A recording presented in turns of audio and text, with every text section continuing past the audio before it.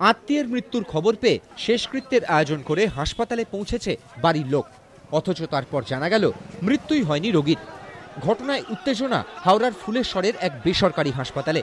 হাসপাতালে ভাঙচুর রোগীর আত্মীয়দের।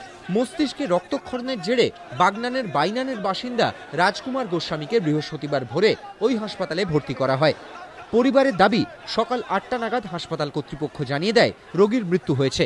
খবর পেয়ে শেষকৃত্যের আয়োজন করে হাসপাতালে পৌঁছয় বাড়ির লোক, কিন্তু তখন জানানো হয় মৃত্যু হয়নি রোগীর। 8:15 নাগাদ আমাকে বলা হলো যে আপনার পেশেন্ট এক্সপায়ার করে গেছে। তা আমরা যথারীতি এক্সপায়ার হয়ে গেছে শুনে আমরা বিভিন্নভাবে আমাদের যে আত্মীয় স্বজন থাকে সবাইকে আমরা খবর দিলাম। সবাই বাড়ি চলে এসেছে, আমরা খাট কিনে নিয়ে এলাম, সমস্ত কিছু করলাম। তারপরে মিস্টার জালাল ছিলেন, উনি দেখছিলেন। ওনাকে আমি তখন জিজ্ঞেস করলাম 9:30 নাগাদ যে আমার পেশেন্ট পারলেন রাখবো। তখন ডাক্তারবাবু বললেন যে কেন, আপনার পেশেন্ট তো বেঁচে আছে। এরপরই ক্ষোভে ফেটে পড়েন রোগীর আত্মীয়রা। অভিযোগ, ভাঙচুর চালানো হয় হাসপাতালে। হাসপাতাল কর্তৃপক্ষের অভিযোগ, আশপাশের নার্সিংহোমগুলি চক্রান্ত করে এই ঘটনা ঘটিয়েছে।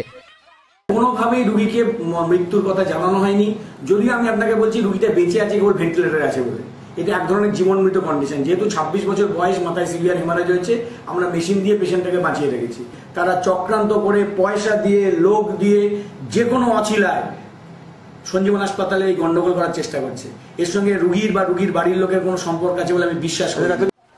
ঘটনাস্থলে আসে উলুবেড়িয়া থানা থেকে বিশাল পুলিশ বাহিনী। পরিস্থিতি মোকাবিলায় নামানো হয় র্যাফ ও combat force. Sunit Haldar, ABP Ananda, Howrah.